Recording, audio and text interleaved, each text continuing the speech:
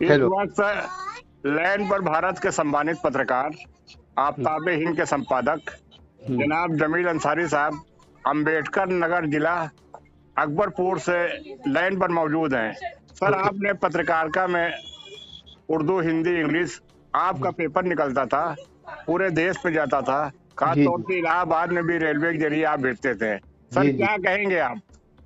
किस पर क्या कहेंगे?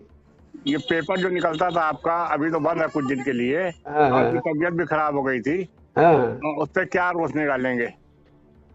रोशनी ये डालना है कि अखबार जो भी है, जी सरकार का जो माध्यम है, वो उस माध्यम के जरिए देश की सेवा की जा सकती है, समाज की सेवा की जा सकती है।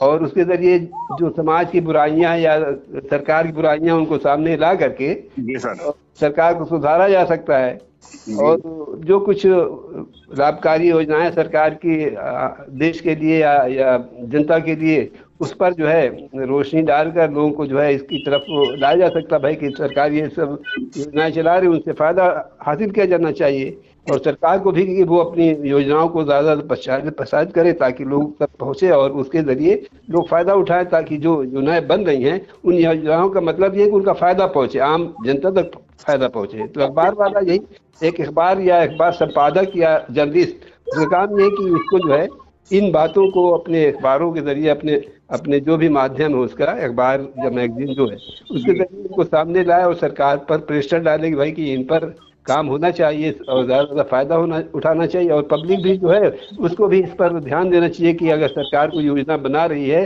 अपने उसके समाज के लिए, सब पूरे समाज के लिए, तो उसका फ़ायदा उठाने के लिए उसकी कोशिश करे और फ़ायदा उठाए।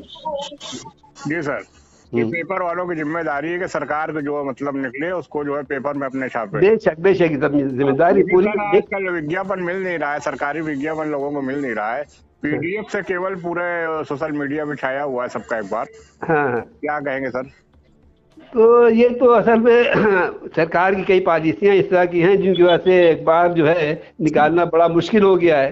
जी तो ऐसी सूरत में अब लोग वो दूसरा रास्ता, इस तरह का रास्ता निकाल रहे हैं कि ऑनलाइन अपना अखबार निकाल करके उसको ज़्यादा से ज़्यादा जो है पहुंचा रहे लोग तक।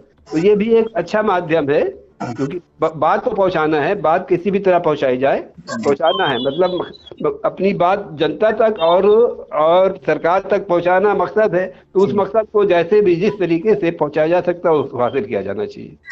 जी सर। जी सर, क्या सरकार से मांग किया जा सकता है, आप मांग कर सकते हैं कि लोगों के जो संपादक उनको सहूलियत दिया जाना चाहिए, उनको कागज मिलना चाहिए, उनको विज्ञापन मिलना चाहिए? नहीं, ये तो पहले सरकार की पॉलिसी है। अब जैसे वो है पीआईबी वगैरह से जो रजिस्टर्ड होते हैं उनको तो हम सोच, और सरकार भी बहुत सी सहूलतें देती है अखबार वालों को।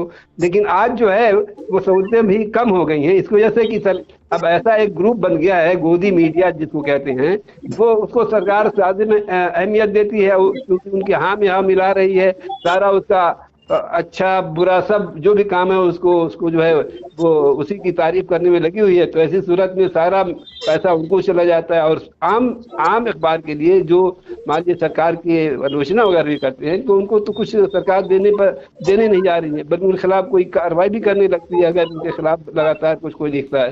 तो ऐसी सूरत में तो ये सरकार का अपना ये है, सरकार की जिम्मेदारी है क्या, मतलब सरकार को बिल्कुल मतलब है कि अखबार चौथे स्तंभ को खत्म ही कर दिया उसने। तो इससे फायदा क्या पहुंचाएगी? वो तो सिर्फ जो उन्हीं को फायदा पहुंचा रहे हैं जो उसके हम यहाँ मिला रहे हैं, जो उसकी तारीफ के पुल बांध रहे हैं।